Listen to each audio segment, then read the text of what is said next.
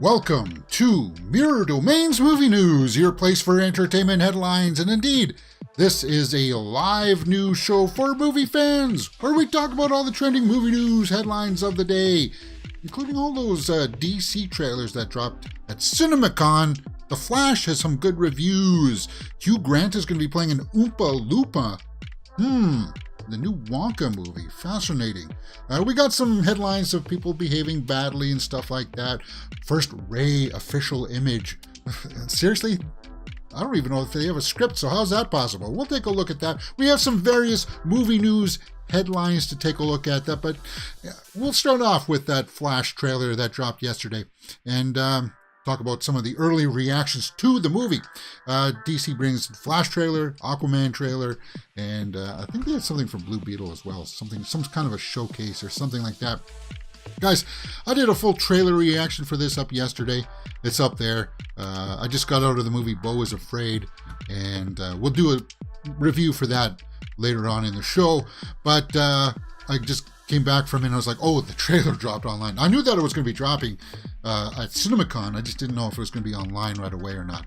I liked it, man. Now, my criticisms with the Marvel Cinematic Universe right now is that it just appears like a lot of the visual effects are people just standing on green screen stages and take a big whiff. That's what we got here, but within context of what we were seeing with everything else, it looks like it was used sparingly. They didn't go overboard like Ant-Man and the Wasp, Quantumania, where basically the entire film was on a green screen stage. So that looked good. And the tone of the trailer worked for me. I'm not going to go back over it again. Michael Keaton saying some certain lines. You want to get nuts? Let's get nuts. That kind of stuff. It's just, wow. Hey, I talked about it at length yesterday. I guess there was some new, I don't know if it was new images or something from Blue Beetle. Again, I don't know too much about that, but I'm looking forward to it. Looks like it's going to be refreshing, hopefully. I got sort of like they're going for that Ant-Man vibe, like Ant-Man 1 and 2 vibe with the Blue Beetle. So, looking forward to that. I guess there was an Aquaman 2 trailer drop there as well. It was briefly pictured several times in the trailer. Amber Heard was in the trailer. Okay. Nicole Kidman was seen in several action sequences. That's cool. With Tomoira Moirason. Boba Fett, he plays his father, so that's good. It's due out December 20th. So, a lot of people not talking about the Aquaman as much as the Flash, obviously, because that's more tangible to the rest of us. And then, of course, people went out, they had a special screening of The Flash yesterday for people that were there. The Flash labeled by first reactions as one of the best superhero films ever. Wow. That's quite the boast, isn't it? One of the best superhero films ever. Even better than The Dark Knight. What is the best superhero film ever, guys? Maybe I'll put that out as a poll or as a short later on asking people, what is the best superhero movie ever? A lot of people would say maybe Avengers Endgame or Infinity War, Spider-Man No Way Home, The Dark Knight. Got some good picks up there for sure. So, I don't know. The Flash, the best ever. That's good. That's good. Okay, so we got some quotes in here, some social media responses. The Flash is hands down one of the best superhero films of all time. No joke. The Flash is ultimately The Flash is the ultimate movie-going experience as it has a little bit of everything. Action, emotion, heart, humor, and plenty of nostalgia. Ezra Miller is phenomenal as Dual Barry Allen's. And then it just goes to continue on about Michael being equally as good, so that's what I'm looking forward to. Perry, we like Perry Nemiroff here on this channel. Caught an unfinished cut of The Flash and dug it quite a bit. Unfinished cut? Is that what they saw? An unfinished cut? So it won't be the one that we see in theaters, huh? That's good information, though. Perry always coming in with the scoop. I trust her out of all the other pundits out there. She's one of the top trusted for me. Especially how the narrative challenges Barry to confront who he is and who he could have become, and how one's influenced by the people in or not in their life. It's a successful mix of heartfelt and coming of age. Good.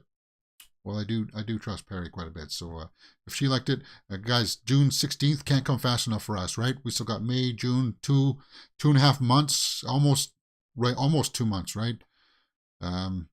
Yeah, pretty much 2 months away. That sucks, but they got to see it. I was surprised by the Flash movie and how ambitious it was. It was strong performances and hit the emotional beats on the head, but it also bloated at times and jam-packed with Easter eggs. Still, it's entertaining and energetic. I look forward to seeing the final version. Okay, so again, there's somebody else reiterating. The version that they saw at CinemaCon was not the final version. It was an uncut version. So there could be scenes in there that they saw that's not going to be in the theatrical. That gives me, well, actually now, that does, for some reason, that's giving me a little bit of pause. DC's The Flash is tremendous. Forget DC. It is, without a doubt, among the best superhero films ever made. An all-timer, inventive storytelling, fantastic action sequences, great cast, so many nerdy details. I'm in tears, and at the end, everything you want from a superhero film. Superhero. Why am I having trouble saying superhero? Yeah. Okay, there you go. So, overwhelmingly positive here. We don't need to look at Frosty's. Yeah. The delayed release helped The Flash achieve its full potential on the big screen. Why? It was mostly done, guys. I don't know what the heck that has to do with anything. But early buzz is in for The Flash. Guys, I'm not somebody that...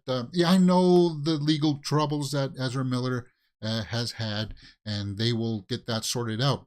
I'm not going to hold that over the film, because I'll be able to watch this film pretty much going into it knowing that, yeah, this is going to be the last time that we see Ezra Miller as the Flash. I have no doubt about that, because the studio just can't gamble on it anymore. They can't gamble on him holding it together. And I think he understands that. I don't expect to see him out on the press tour for this movie. And if he does, I don't know what the heck they're thinking, but, with this kind of good buzz, you hear a couple of people praising his performance in it, so it's kind of like, okay, yeah. Flash movie. We got the second trailer and for some responses. What do you guys think about that? Yeah. And as far as the other trailers goes, I kind of, the other trailers were just the Aquaman and Blue Beetle. That's today. It was yesterday, right? Sasha Calle. Yeah, she looks great in that movie. She does. I don't have that much more to say about that. Okay, yeah. And then this story is just retreading everything that everybody else has already said, so we saw that. Yep, The Flash is good as rumored. It's Back to the Future meets Spider-Man No Way Home with all the humor and heart of the former and action and surprises of the latter. If anything, it might be a tad too ambitious, but it's also just incredibly satisfying, heartwarming, and fun. So some people are forgetting what they had done, what Ezra Miller had done in the past with his legal troubles, and we're able to look past it and just sit down and watch it. And you got to remember, guys, that's going to be what it's going to be like for the majority of people out there, is that those, unless it will get resurfaced, but it'll be kind of like, most people just don't pay attention to that. Most people don't even know that the second trailer dropped. Guys, that's how casual the majority of movie-going audiences are, is that they don't even know that the second trailer dropped. It's up to us, the hardcore fans, to react to it, to talk about it, and say, hey, man, you should go check that out. It was a good trailer. Yeah. All right. So we kind of covered up the first two topics there. We're a live news show, 11 a.m., Monday, sometimes Wednesday, like today, and Friday. There are all the other social media handles that you can follow. Sometimes those little shorts that we publish here on the channel, you can see extended versions of those on TikTok and Instagram, because I don't have to have that minute-long short thing that YouTube seems to demand. I wish YouTube would extend shorts to 1 minute and 30 seconds, just like what Instagram and Facebook does, so that sometimes you just need those few extra seconds, man, and trimming that little fat out changes the way that some of those shorts play out. But anyway, that's just a minor complaint. Dune Part 2 also had a trailer out there. Now, I hadn't seen it yet, but let's just talk about it. Dune Part 2 debuts trailer selling it as an epic movie. It's the second part for Dune. Timothée Chalamet, Zendaya were there. So that's cool. Denis Villeneuve, one of my favorite filmmakers right now. So far, he hasn't done anything that has made me go, ugh. Most of his track record has been peachy keen. Something that Ari Aster can't boast. We'll talk about Beau is Afraid later. Okay, so Doom Part 1 is more of a contemplative movie. Doom Part 2 is more of an action-packed epic war movie. Yeah, because if you don't know the story, that's basically when Paul begins to jam up the spice operations there on Arrakis, causing the Emperor to come in and say to the Baron, the Harkonnens, like, what's going on here? Why is I left you in charge of this? There has to be some kind of fallout, and that's if you don't know the story, I'm not going to spoil things for you, but that's sort of what the gist of what's going to happen. And of course, he teams up with the people in the desert there, and Zendaya is there with them. And they fall in love. He learns to ride sandworms and fight and stuff like that. So there you go. Yeah, looking forward to it. In the first movie, Paul is a student. Chalamet said of his character, Paul Atreides, we really see Paul Atreides become a leader, become a redeemer of the Fremen people, in a sense. Yeah, the Fremen are the people that live in the desert. Right? So, yeah, the trailer concludes with Paul standing in front of 1,000 of Fremen, raising his hands to the cheering crowd. Okay. But apparently we did get to see Austin Butler in that trailer, which I'm really looking forward to. The trailer looked epic indeed in scope. Paul's first ride on a sandworm, so we're going to see that in the trailer. A knife battle with Austin Butler, who joins the cast as Fade, who also appears as a bald albino in the trailer. Bald albino. So he's going to be bald just like Dave Bautista's Beast and Stellan Skarsgård's Baron Harkonnen. Bald, but that's not what the way that Sting was. Guys, of course, hearing that the guy who just played Elvis is going to be bald in this, I had to take a look, see if I could find anything, and I don't know if this is official, but it looks pretty official to me. Very interesting. Yeah, so that's Austin Butler as Fade. Here's him with the other Harkonnens. There's the Baron and the Beast. So if this is a fan poster or like a fan mock-up, yeah, I think it looks pretty official to me. I might get in trouble showing this, but whatever.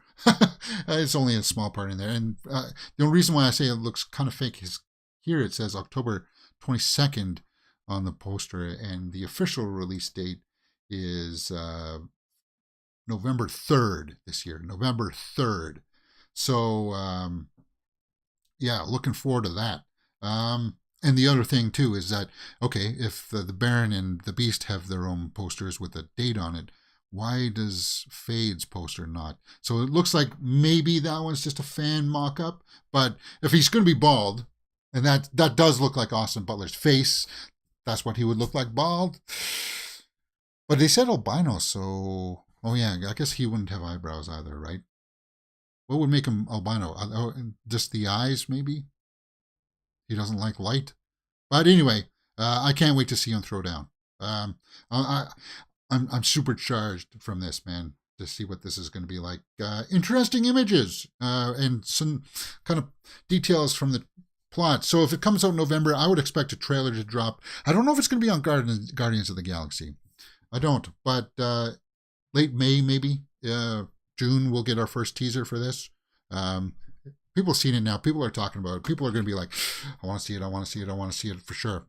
Let's take some live comments here.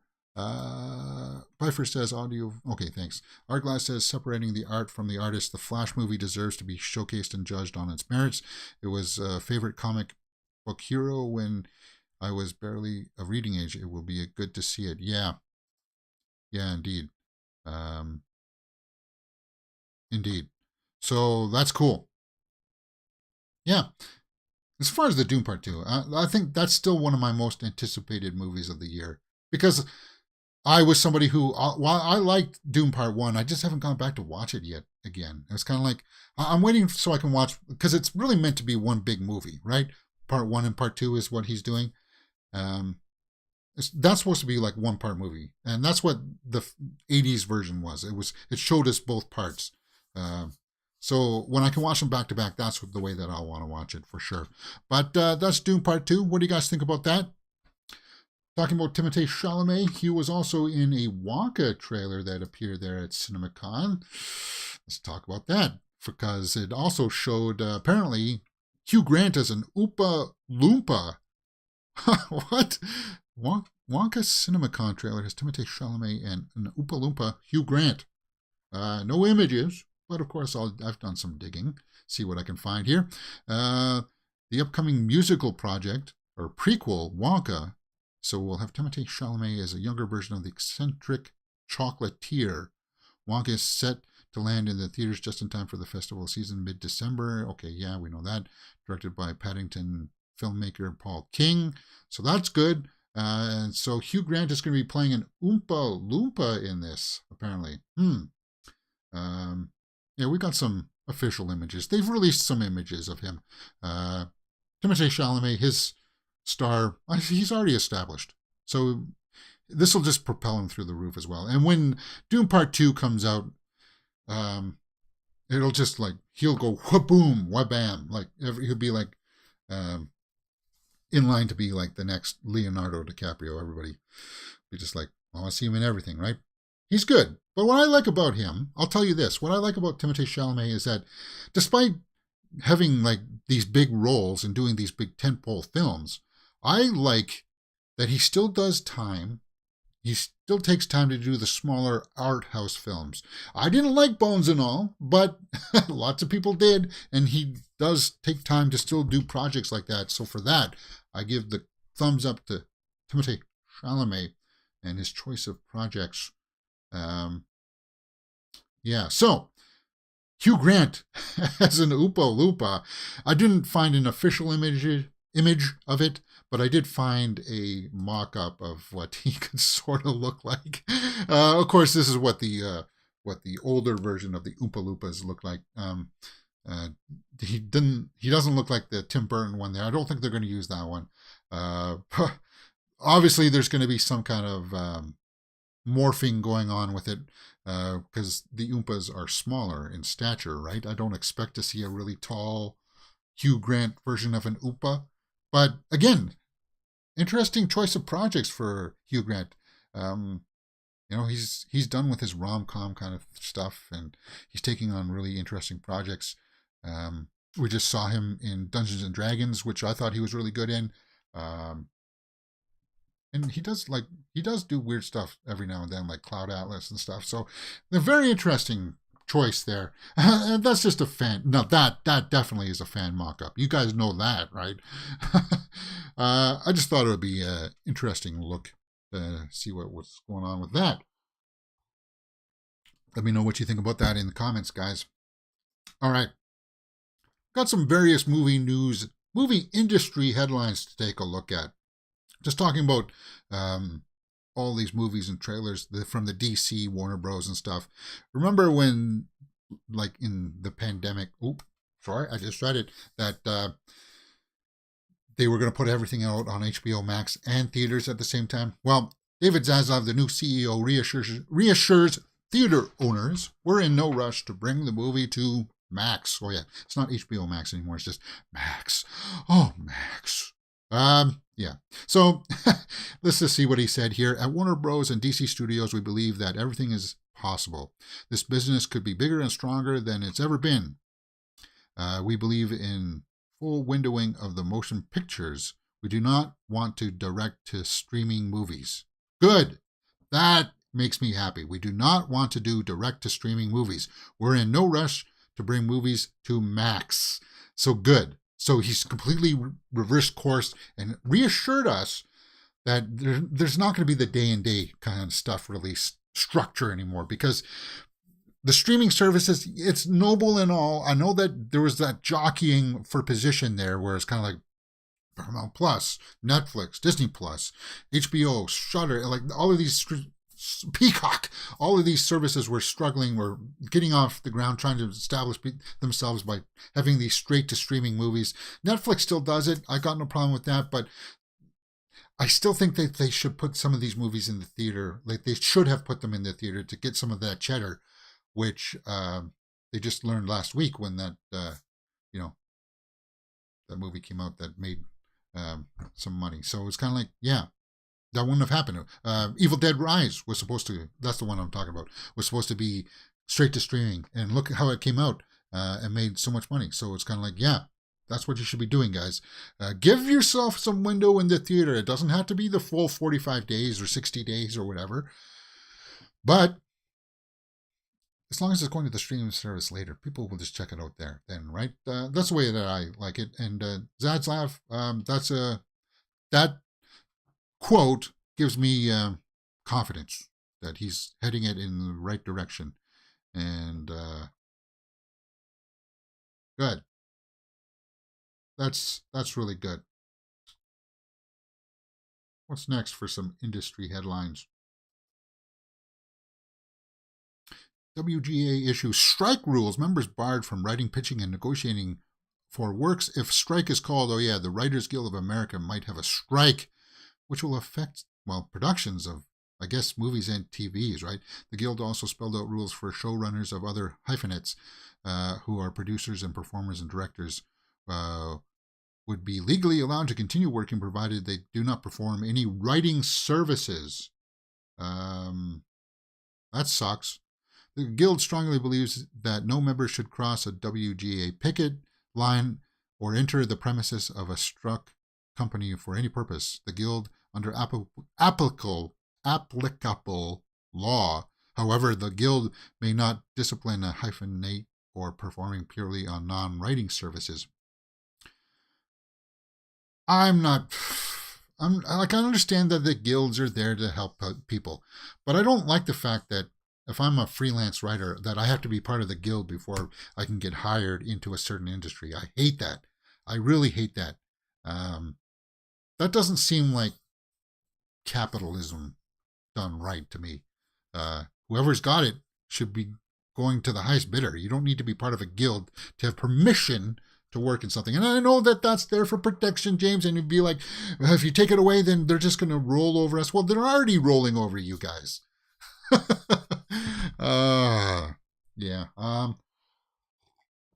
This one's much more on the business side of things. It's much more boring for people, but I'll keep my eye on this just because, hey, it will affect things if there is a strike May 1st.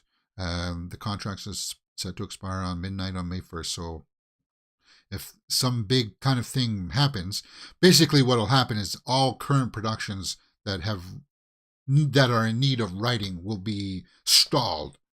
So for TV shows and upcoming movies that were going to be slated for like next year and stuff, all of that would be stalled until this gets resolved. Everything in the pipeline now would still come out though, right? They just have to work with whatever they got. That one's kind of dicey. That one I don't like to look at too much. What are some other news headlines here? I pulled this one. Rise of the Beast corrects a Transformers disservice from Bay's first movie. Apparently RC was supposed to be in Michael Bay's movies, but they didn't use her because I don't know why. She's one of my favorite robots. Ever since like the first animated movie, I was just kind of like, I like her character, and I still like if that may be my first hot toy of RC from Rise of the Beasts, which is, again, oddly enough, one of my most anticipated movies of the year because of just the way that the robots look. Optimus Primal, come on, guys. It's not going to be like that crass humor that Michael Bay had. And oh yeah, this was supposed to be her in, what, Bumblebee or something? When they were on Cybertron or something, you just saw a quick shot of her. Yeah. But I liked what I saw from her in the trailer, so that I'm looking forward to that. I wouldn't really call that an error, but corrective disservice. Yeah. Because he didn't have Hot Rod or the other guy, the green guy, helicopter guy. He didn't have him in there. Or Ultra Magnus. Yeah, we haven't seen Ultra Magnus yet. Why not? I want to see Ultra Magnus. Of course, he won't have the voice of Robert Stack, but, I mean, come on. Let's get to it. And people say, well, he's just the white version of Optimus Prime. Actually, I kind of liked what they were setting up with that movie, with Ultra Magnus, being the reluctant leader that just wasn't going to be, right? He just wasn't, he didn't have the right stuff. And I like that story, but they kind of overshadowed that with the Hot Rod storyline. But, I mean, that was the point of it. That was the part of it. But I needed a few more scenes for that to work. Okay. I'm ranting there. Let's get into this review for Beau is Afraid. Yeah, because I went out and saw it yesterday. And I've got some thoughts. Probably not good thoughts either. Okay. Let's mute that. Let's turn off annotations. Here we go.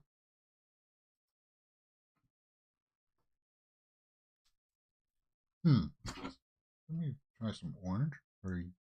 Ooh, no, I don't know if that'll work.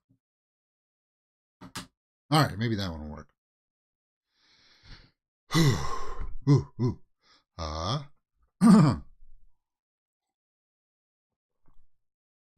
Okay.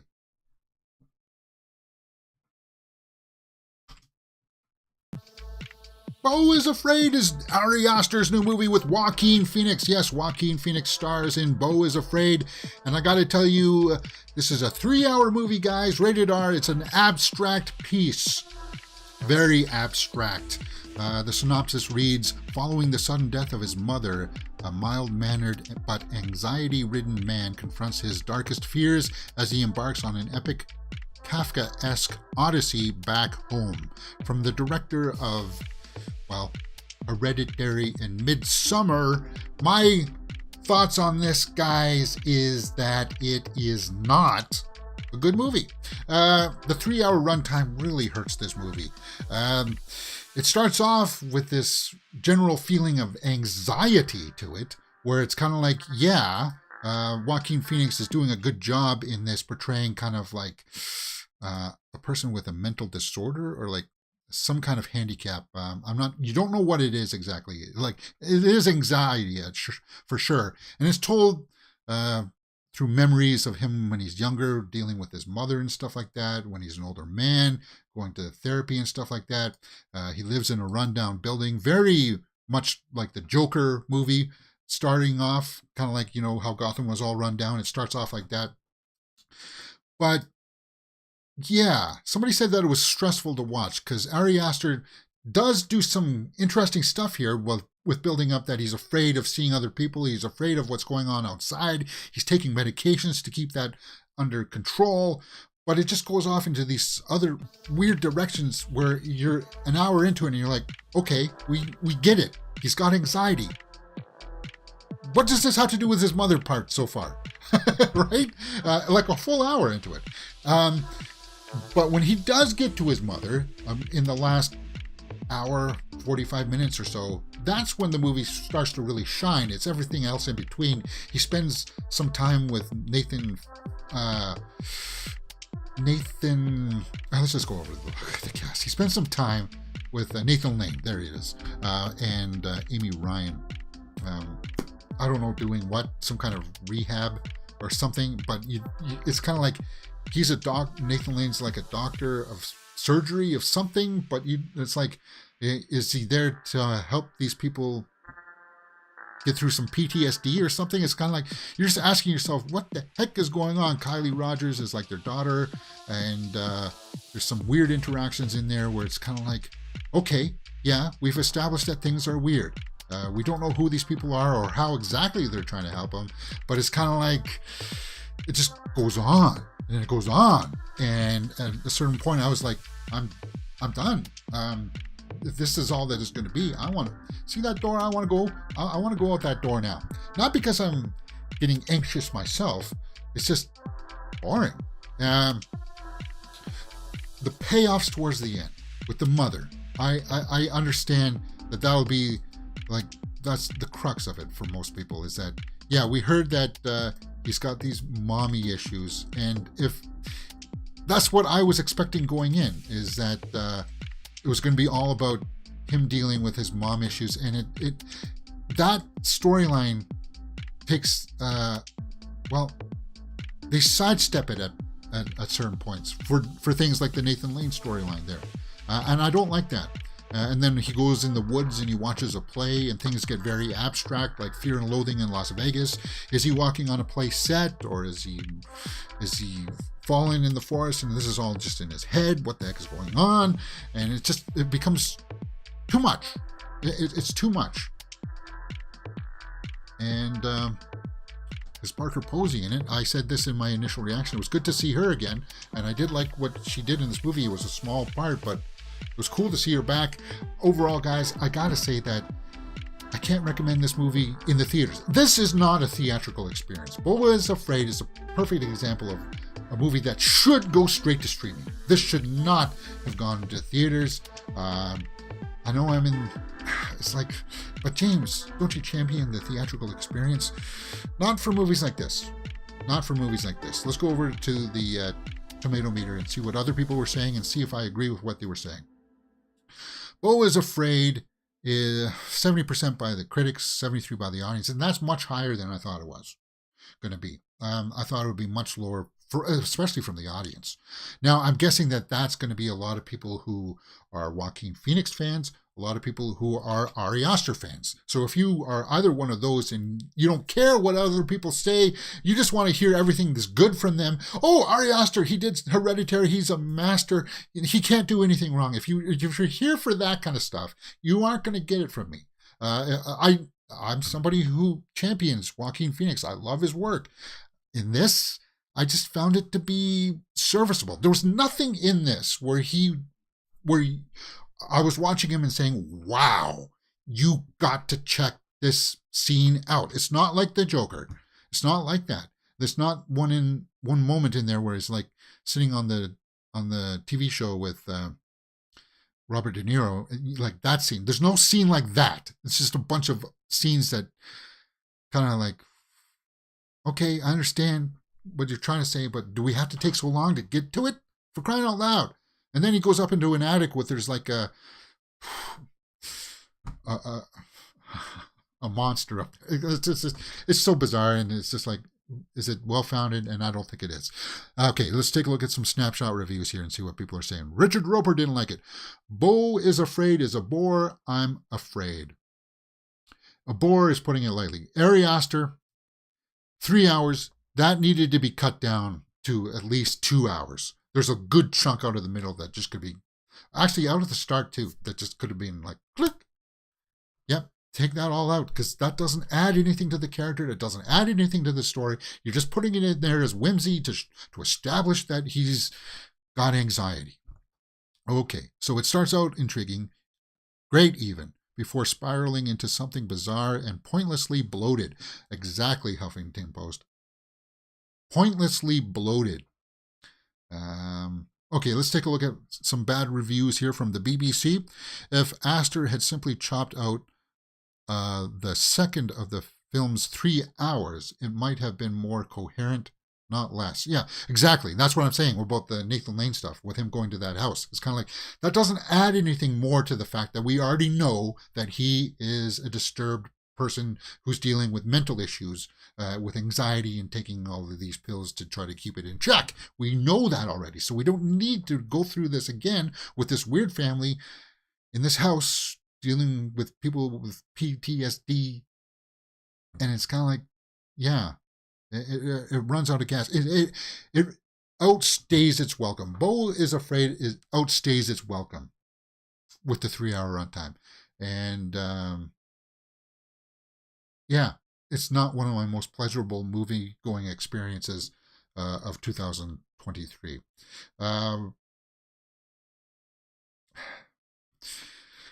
I wouldn't give it as low as, I can't go as high as a 7 out of 10 for this. I really can't. It's going to be one where it's going to come and go. People will talk about it for the next week or so. And then when it goes, people will be just like, okay. What was that movie that came out in 2003 with Ari Aster? What was that one that he did? Oh, yeah, that's right. That was Beau is Afraid. What happened in that one again? Yeah, and it's not going to have anything like that. There's nothing memorable in there that'll make you go, holy crap. Yes, despite that junk monster that you see, if you know what I'm talking about, that's shocking and all, but it's kind of like, that's nothing that makes you go, that's weird, like Brazil or Eraserhead or anything like that. That's what he was trying to do, right? With this Ari Aster, like if you've seen a Eraserhead, like a David Lynch or a Cronenberg film, he was trying to do that kind of abstract stuff, and he just needed to be dialed in because it just didn't work for me. Beau is Afraid is a 5 out of 4.5 out of 10. 4.5 out of 10 for Beau is Afraid, and a lot of that has to do with the runtime, indeed. And if you've ever said that you watched a movie and it was like, I can feel the Hollywood set watching this. A lot of the opening sequences, while disturbing, like the cityscape and stuff, that felt like a movie set to me. It truly did. Just because you saw the same actors doing certain things on street corners and stuff like that, it just took me out of it. It was kind of like, you could almost hear him call action before you saw the scene cut from one angle to another. You can almost hear it in the background. It's like, yeah. Beau was Afraid. Big disappointment for me. There you go. Guys, if you like what you've seen, hit that thumbs up button, subscribe, and I'll see you next time on Mirror Domain.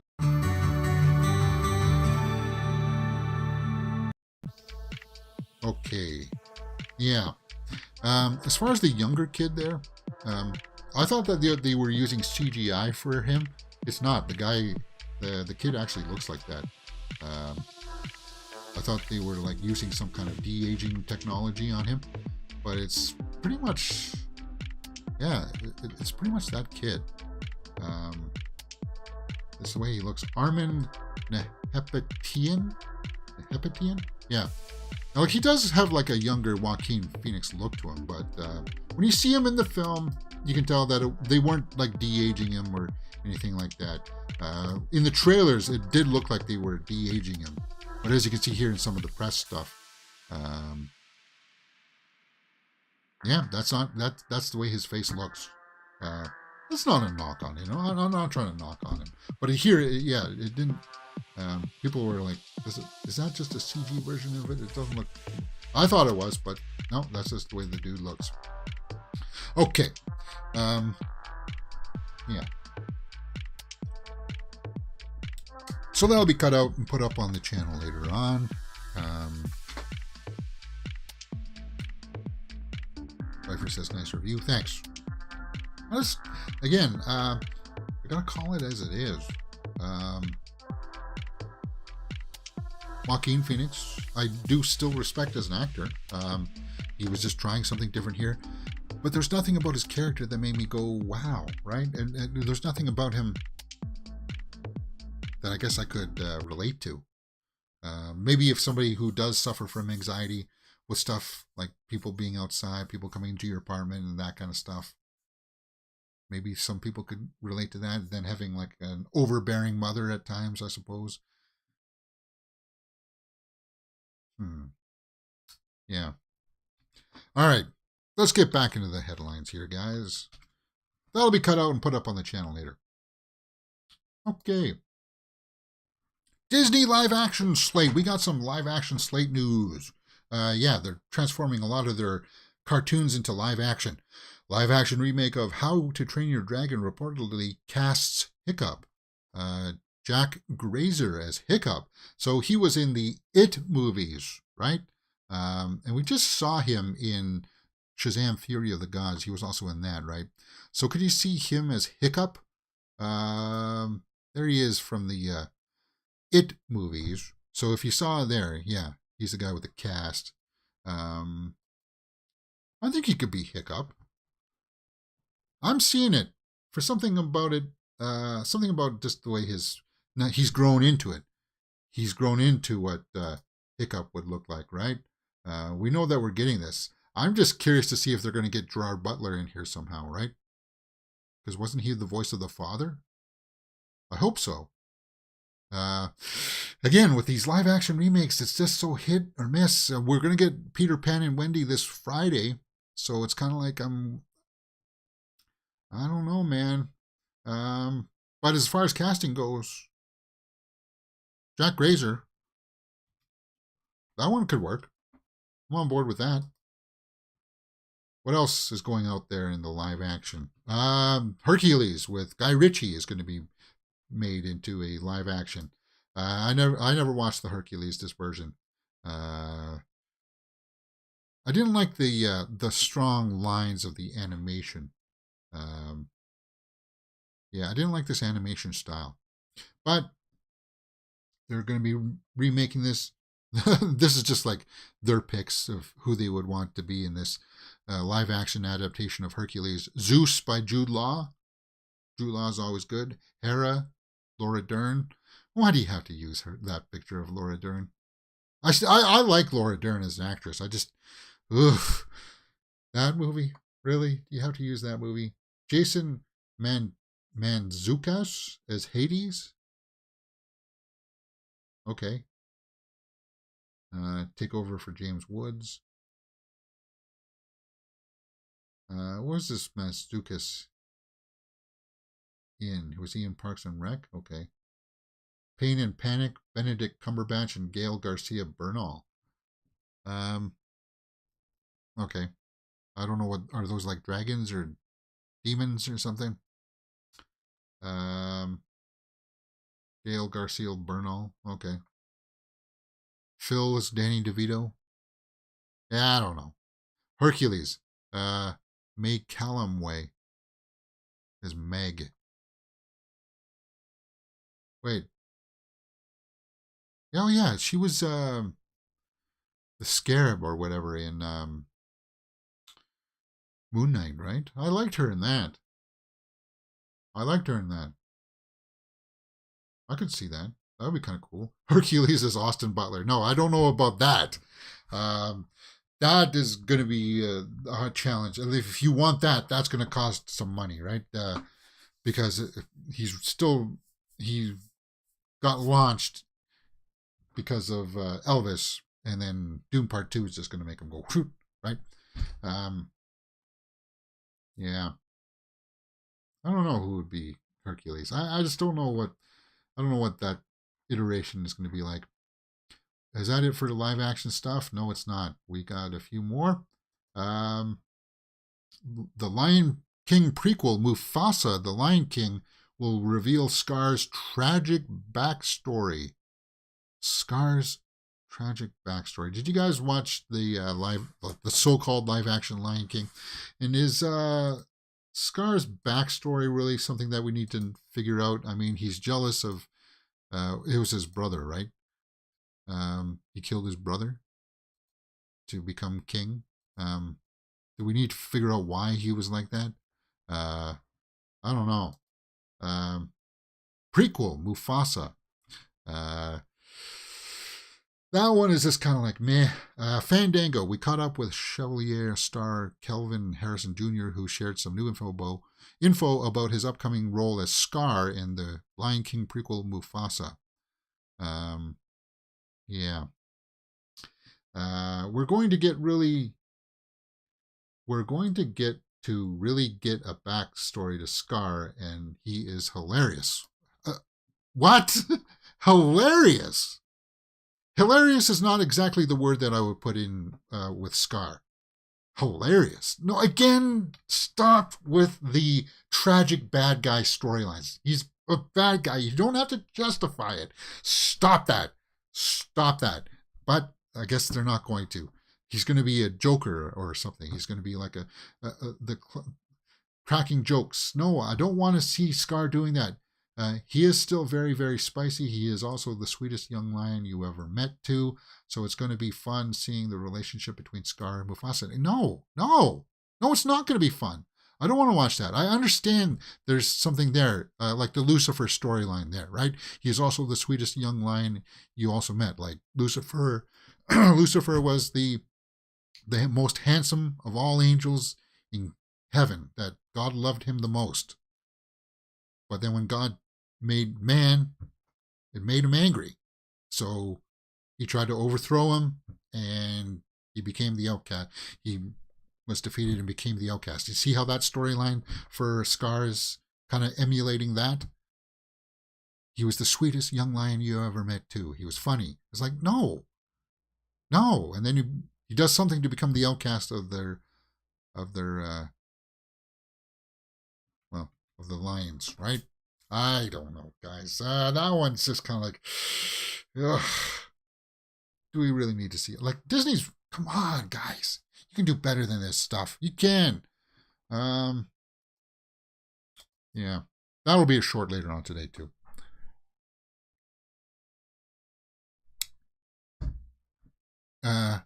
My Hercules would be John Cena, says Bifer.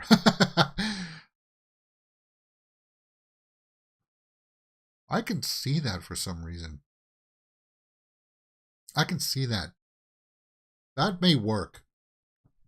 I think he got something there. That would actually be kind of cool.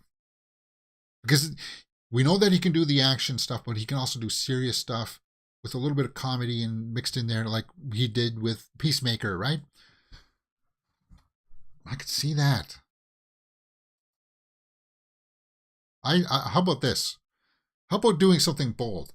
How about actually casting like a Greek person to play Hercules? How bizarre would that be, right? I don't know. Okay, let's talk about people behaving badly. This one kind of bums me out. Well, some of these headlines. Not this one. Fox News takes ratings hit after Tucker Carlson's exit. Now, earlier this week on Monday, we knew that Tucker Carlson had been dismissed. Dismissed is another word for firing, which he was. Despite the way that they worded it, they said they had split ways, that they had, but whatever. So what happened to his show at 8 p.m.? He had like 3 million viewers a night. I'm like, just to let you know where my bias lands, I'm happy that he's gone. Somebody else is going to be there to pick up the slate for him, and they'll just continue on, right? Hey, when you cost the company $870 million, even guys like Tucker Carlson is not immune to being fired. And that's what should have happened. I'm glad to see that it happened. And from everything that's been coming out behind the scenes, he just doesn't seem like he was a good dude. Like, he's not a person that you would want to go and sit and watch a hockey game with. Like, you don't even want to be in the same room with him. That's what I hear, right? He's just that kind of person. But we look at the ratings here, because I'm curious to see, okay, after he's gone, they were going to have like a rotating slate of anchors there, take his spot and like test run to see who gets the most spikes. So it's expected that people would drop off. I had no, yes, it's crazy, the stuff that he was saying too. But all they had to do is put a bar like this. Like, see how I got the 11 a.m. thing here? Just put on the scroller on the bottom saying everything that this is an entertainment show. This is not real news. This is just speculation. This is opinion piece. You should not take take what I'm saying seriously. That's all that they should have done for Tucker Carlson. It's like, oh, whatever. And then I heard that his head got too big. So anyway, ratings hit for Fox as expected. They'll bounce back because they got billions of dollars themselves. So there you go. Other people behaving badly. Bam Margera, Pennsylvania police issue arrest warrant as Jackass star remains missing. Yeah, we heard that he had relapsed, and he appeared on Steve-O's podcast a while back, a couple months ago, and it sounded like he had been going to treatments, he had been going to rehab, getting into a program, trying to turn his life around, and then he had a relapse where he went to a restaurant and had like a scene with his ex-wife or something like that, where he just, again, I was hoping that he would get things sorted out, but now he's got an arrest warrant out for him. He's not putting it back together. I said this about people who have substance abuse problems or stuff. you can't simply just telling them, stop that. Don't do that anymore. You can't do that because it's in their head. It's hard to describe, but it's kind of like that voice in your head, like, oh yeah, I can do it today. It's gonna be fine. It's nothing bad's gonna happen. I'll stop it on Friday, and that'll be done. That's the constant lie they tell themselves, right? And they've got to hit bottoms. They got to hit to that point where that come to Jesus moment where it's just like, I'm done with this. I don't want this in my life anymore. And it looks like he's still got a few rock bottoms to go, and it sucks. It just basically solidifies more that he's never ever going to be back on Jackass. The best thing that we can do for him now is just hope that he gets into a place where he can be healthy for the rest of his life, get off of all this stuff, and yeah, bummer, man. Buffer also says Dave Bautista as Hercules. Dave Bautista, no, I don't like that one as much as John Cena. Interesting pick though.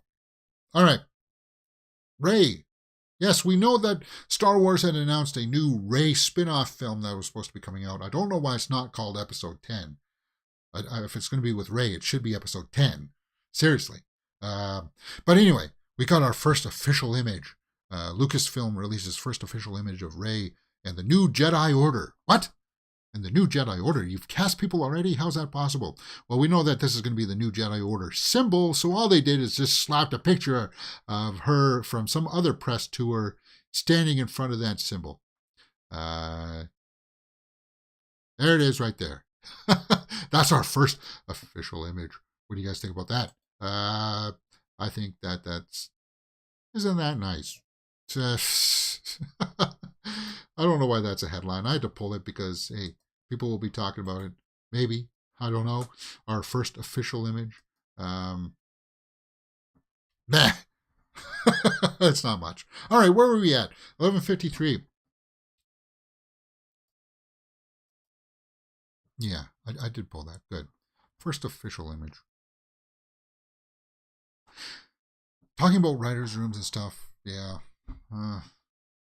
Hey, if they get a writing strike, that'll affect a lot of these upcoming Star Wars projects. That will. Hopefully that strike doesn't come and last too long. Hopefully they can get stuff sorted out. Yeah. Star Wars changes that would have made the sequel trilogy better. There's lots. I said it lots before. Finn and Rey should have just been the same character. Get rid of them. One of them. Because you already put Finn's story to the sideline for episode 8 and 9. You should have just made them the same person. Made her the stormtrooper that questions her allegiance. The Force awakens in her. She doesn't want to kill the people. She gets exposed by Captain Phasma and runs away with Poe Dameron and has an adventure. That's the way it should have gone. Get rid of the Finn character altogether. That's what I would have done. But let's see what they had in mind. Some 10 ideas. Establish villains that the audience can respect. Like, Kylo Ren was so close because of Adam Driver's performance, because of what he can do. You had the ability there, but I found it interesting that what they were doing with Hux and having him kind of spar or, kind of like jockey for position there with Kylo Ren for like favor over over each other. I like that, but they just kind of dismissed it with what they did with Last Jedi, and that sucks. Created a unified narrative. Yeah, well, that's just, they didn't write all 3 movies out. They should have. At least the plot line for all 3 movies, they should have written out. They didn't move Leia's death to episode 8. I would have done that as well. As soon as I learned that Leia died, that Prince Carrie Fisher died, I would have gone back for reshoots, because it happened in between episode 8 and 9, right? Because she never shot anything for episode 9. They just used stock footage for episode 9. I would have changed it so that she would have died in episode 8 and saved Luke to die in episode 9. That's the way I would have done it. But, well, that's just using hindsight 2020. Better inclusion of Finn as a major character. It may have worked if he actually used him, but as I said, the consolidation of that character into Rey would have made it a whole bunch better. Commit to romantic relationships. Yeah, that was so weird, right? That kiss was so awkward and it's cringeworthy. It's just kind of like, yuck. Yeah. Let Rey explore darker powers of the Force. Yeah, that's what I want to see too. Like, yeah, we need more of that. Follow through with introduced plot points. Yeah, that was just stupid stuff. You don't use Palpatine. Exactly. I wouldn't have used Palpatine. If I did, I would have set it up for the long game. Use Palpatine in the long game. Yeah, you bring him back by using clones, but that would be Snoke's goal to bring him back. Or maybe Snoke just, yeah, I would have just retconned and made Snoke Darth Plagueis. That's all I would have done. You know, that Palpatine thought that he killed Plagueis, but Plagueis knew how to cheat death, and there we go. That would have made it so much better. Yeah, I don't know what the heck they were thinking. Actual Luke's characterization, again, yes, you should have shown him training the new Legion of Jedi. Exactly what they're going to do with the Rey spinoff. Said it at least 100 years later after Vader's death. That maybe could have helped, but that's just speculation. That's just some fun stuff. Okay, where are we at? Guys, I was going to watch Clone Wars this afternoon, and I still may. I was going to watch episodes 1 and 2 of Clone Wars, but we got some other movie news headlines that are breaking, and I got to go out and do some stuff, so we may not get to that till later. We'll have to see. Yeah, we'll have to see. I don't know. Because when I sit down to watch the Clone Wars, I want to be able to burn through like 3 or 4 episodes at a time, but that's like 2 hours of stuff. Anyway, we got some new character posters for The Little Mermaid. Cool, man. I do like Halle Bailey. My initial impression of these posters are that you see how this one's even in the sun and stuff? I would say that they're not very colorful, are they? They're lacking. They're not vibrant. And Little Mermaid should be vibrant, shouldn't it? It's dull. It's drab. Not a big fan of that. Okay, the Ursula one looks okay. That one suits. I like that. That's a good poster. I'm gonna have to save that one for the thumbnail repertoire.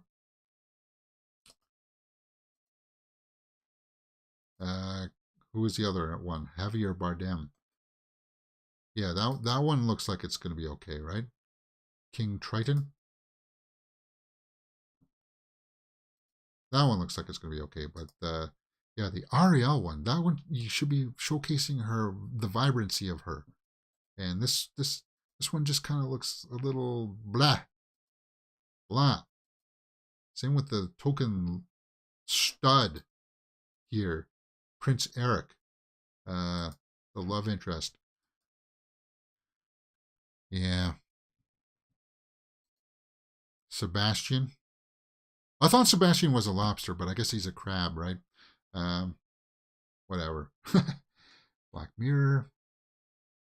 Aaron Paul, Zazie Beetz, star in Black Mirror season 6. Aaron Paul, man, what's happened? He should have gotten bigger than he is, right? Is that Selma Hayek? God, she's still gorgeous, isn't she? She's in her 50s now, and she's still drop dead gorgeous. Wow. Zazie Beetz. And Annie Murphy, huh? Okay.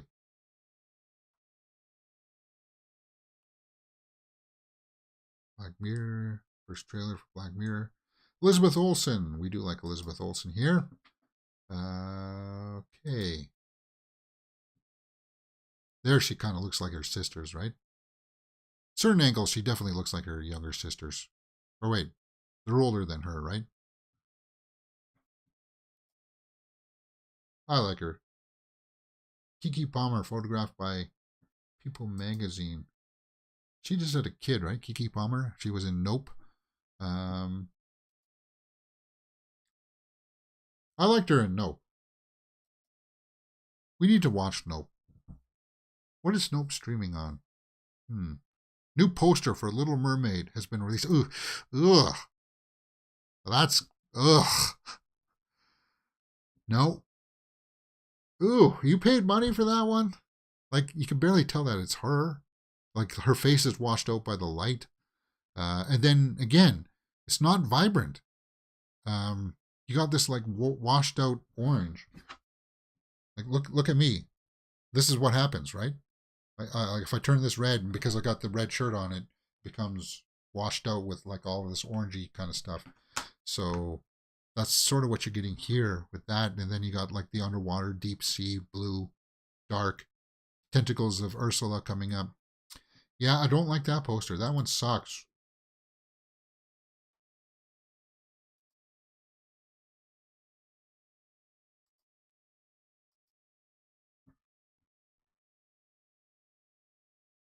Okay. Is that it?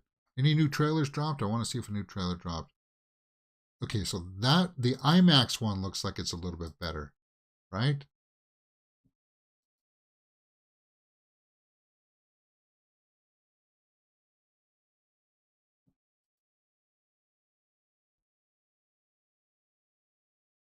Come on.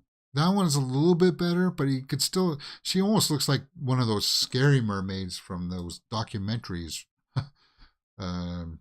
Yeah. This Dolby one looks like it sucks. Jeeves. Yeah, this Dolby one sucks. I don't know what the heck they're. Ugh, you hired people for that? They probably got paid like 5,000 or probably even more than that for that. Ugh. Stunning.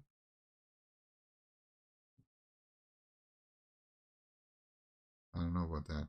Yeah, see, now that. See, that's vibrancy. That's what you need to say. The haters will cry. But yeah, see, that's vibrant.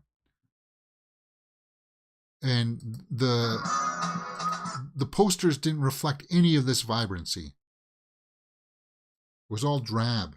Like, yeah, see the blues and the pinks and all that? That's what you need. It's given siren stuff. What the heck?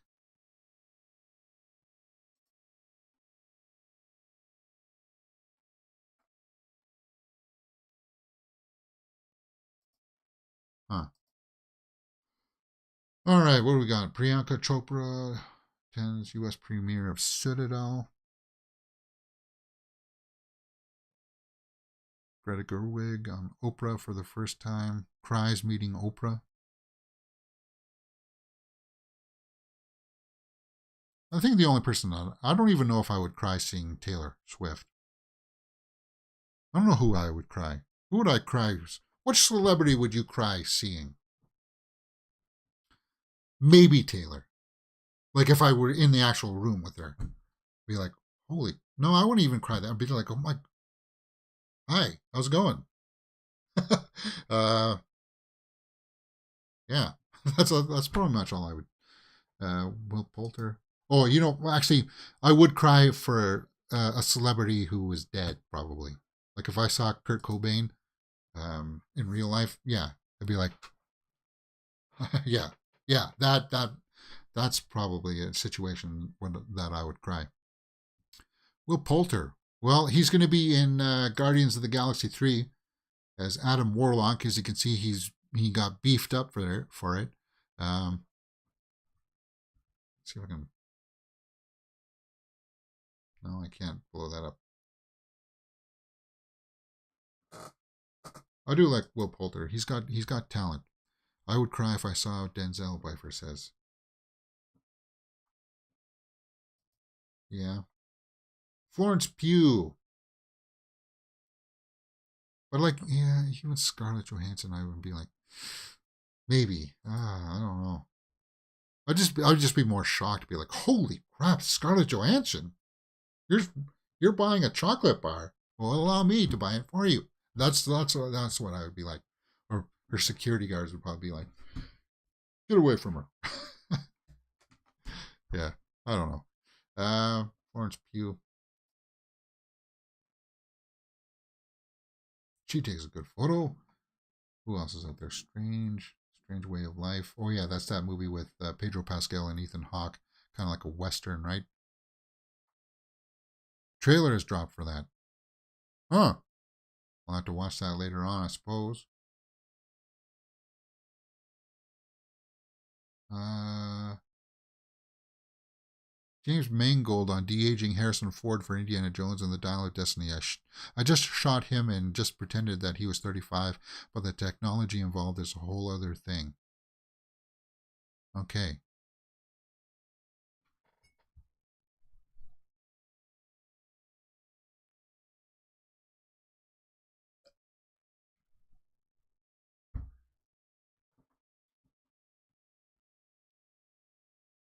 Tickets are now on sale. Again, the pre-sale stuff, unless you live in a big city, it's really not that big of a concern. Selena's tall, taller than I thought. She's 5'5" or 5'6" or something. 5'8". Yeah, she's much taller than I thought she was. I thought she was like 5'3" or something, but that's cool. Um, Only Murders in the Building season 3 is wrapped. Of Only Murders in the Building. Yes, that's a wrap. Yeah. Meryl Streep's going to be in that season. Normal People. Okay. Ooh, Vincent D'Onofrio and Ethan Hawke. That's cool. On the Criterion Closet. I like to watch those every now and then to see what movies they pick out and talk about. That's kind of interesting. Viola Davis says that she would love to do a zombie movie. Cool. I wanted a Train to Busan. I want my version of Train to Busan. Well, they were going to do an American version of Train to Busan. It was going to be called The Last Train to New York, but that got quietly scrapped.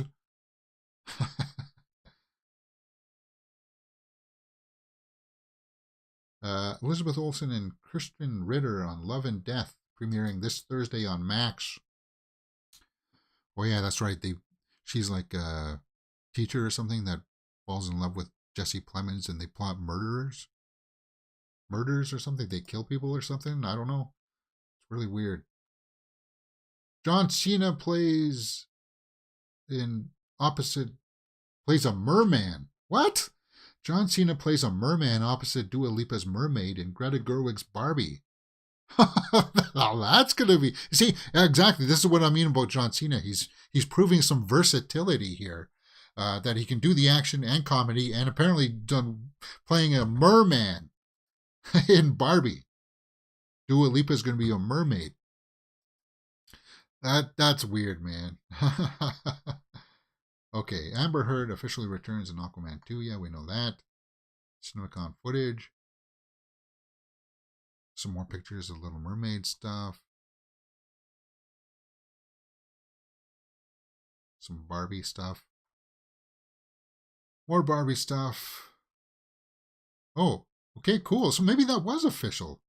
There's Florence Pugh in her Dune picture.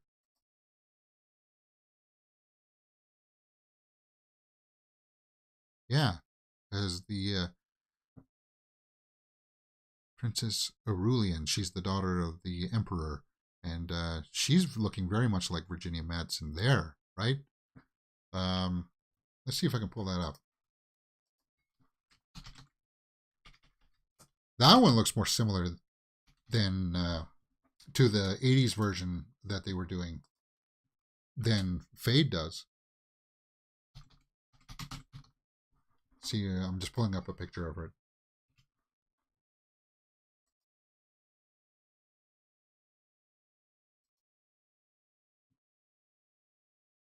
Yeah.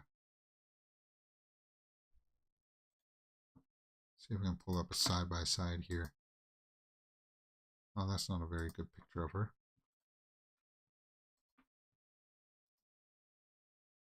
Yeah, not a very good picture of her, James. Compared to that one, a little bit. Virginia Madsen, Florence Pugh. Yeah. So that must have been official. The one of Austin Butler. Yeah. Yeah, I agree that they have that's official. If that one is. Cool, man. Looks like it's gonna have the same aesthetic to it, so that's good. Okay, so we're just back to the stuff that they showed. Oh, a trailer for The Nun 2 was shown at CinemaCon. The Nun 2. All right. There we go. That's pretty much all we've done. I'm running a little bit over time. Guys, I got to run out and do some stuff this afternoon. And then I got to publish all these shorts and hopefully try to get some... I don't know if... I wanted to do Clone Wars at 1 o'clock today, but it just happens that I got to go out and do some stuff for family. I'd probably cry with relief seeing Jeremy Renner. I cried when Brandon Lee died. Yeah. Jeremy Renner. Just kind of like, whew, you're okay. My God, you're standing, you're walking. Thank God. Yeah, I would cry for fear if I saw Alec Baldwin. Alec Baldwin is a good actor. But it's going to be a huge cloud hanging over his head. Huge. And I don't know if he'll ever get free of it. They're finishing filming Rust for some God reason. I have no idea why. I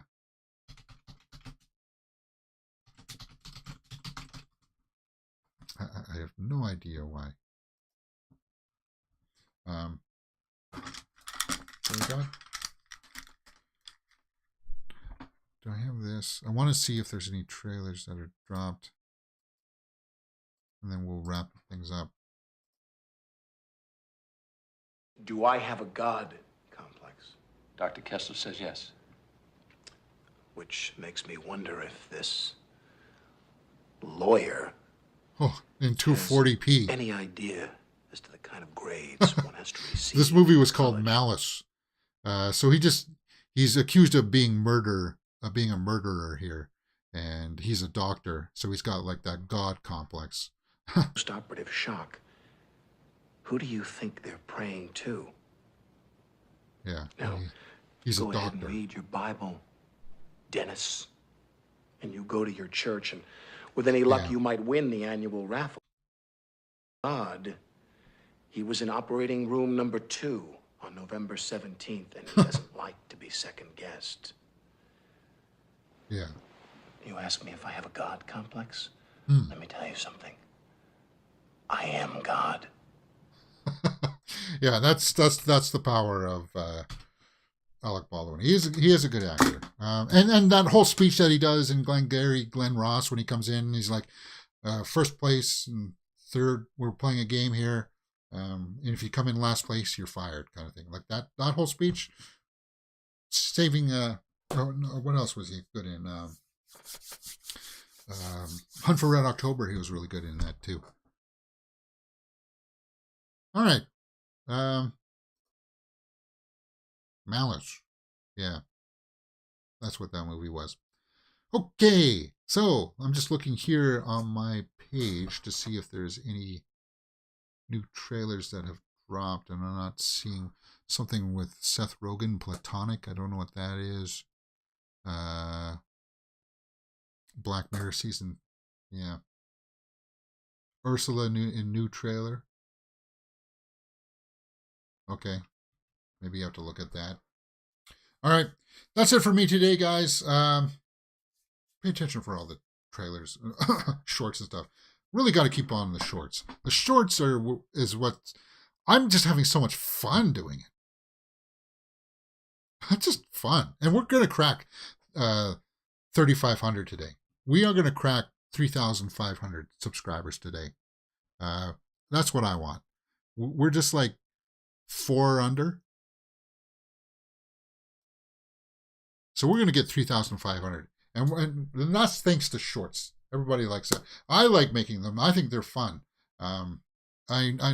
as long as we do the long form content to let people know that, hey, we still do live shows. If you want a chance to come in and talk and stuff, we still do that. But the shorts, it's just so much fun to put together. I get to be a little bit more animated in them, right? I just being totally animated for the entire hour and 15